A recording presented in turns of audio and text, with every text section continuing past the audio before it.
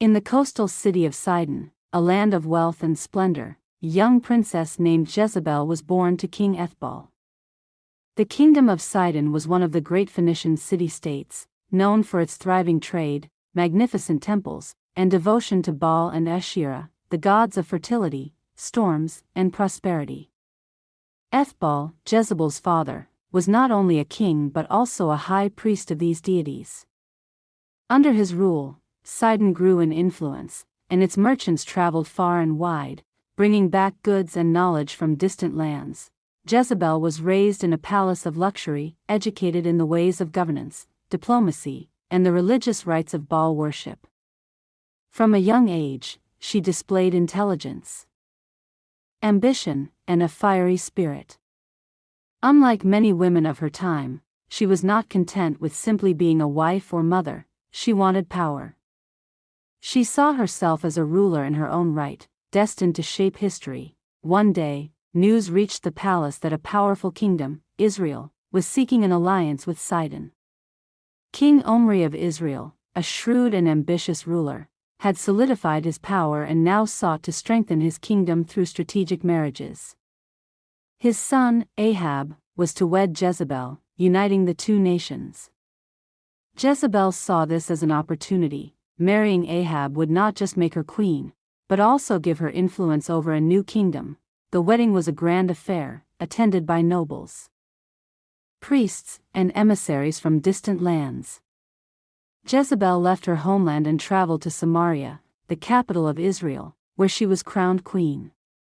But unlike the Israelite queens before her, she did not embrace the traditions of her new people. Instead, she brought her gods, her customs, and her beliefs into the heart of Israel. Ahab, smitten by Jezebel's beauty and intelligence, was easily influenced by her. Though Israel worshipped Yahweh, the God of their ancestors, Jezebel convinced Ahab to build temples and altars for Baal and Asherah. She brought in hundreds of Phoenician priests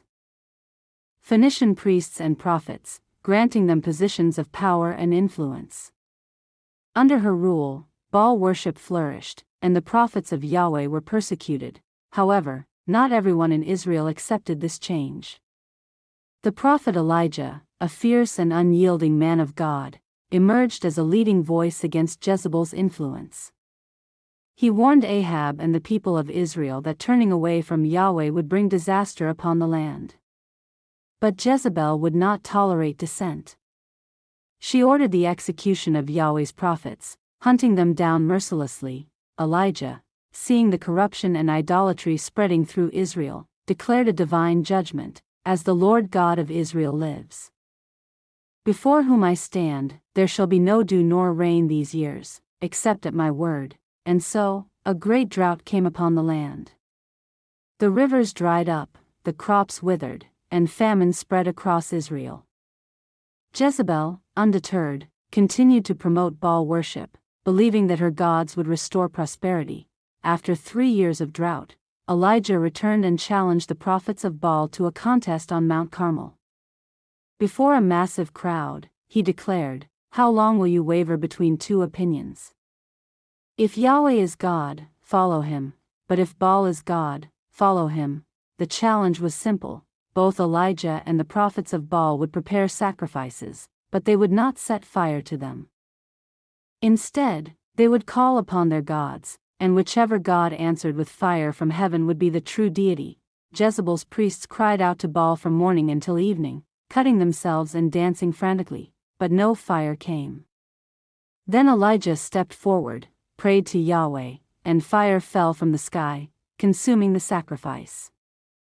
The people, seeing this miracle, turned on the prophets of Baal, executing them. When Jezebel heard what had happened, she was furious. She sent a message to Elijah, "May the gods deal with me, be it ever so severely, if by this time tomorrow I do not make your li." Elijah fled into the wilderness, fearing for his life. But Jezebel's grip on the kingdom remained firm.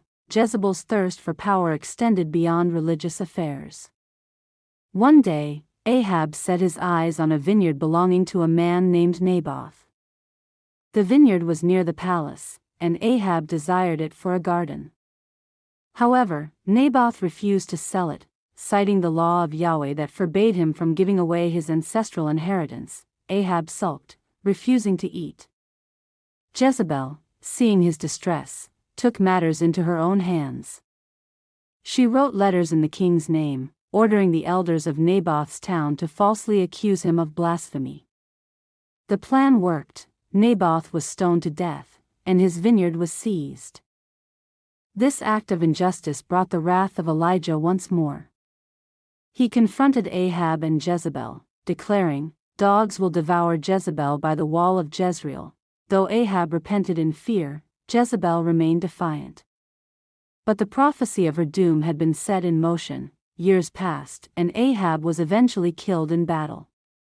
His son, Ahaziah, took the throne but died shortly after.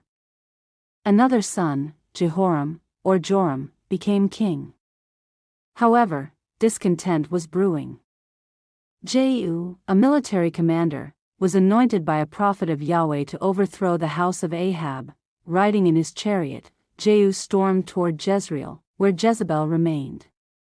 When she heard of his approach, she did not flee. Instead, she adorned herself with fine garments and makeup, standing defiantly at the window of her palace. As Jehu entered the city, she called out, "Is it peace, you Zimri, murderer of your master?" Jehu looked up and called to her servants, "Who is on my side?" "Throw her down," the eunuchs obeyed. Jezebel was thrown from the window, her body hitting the ground with a sickening thud. Jehu's horses trampled over her, and when they later went to bury her, they found nothing but her skull, feet, and hands. The dogs had devoured the rest, just as Elijah had prophesied. Thus ended the life of one.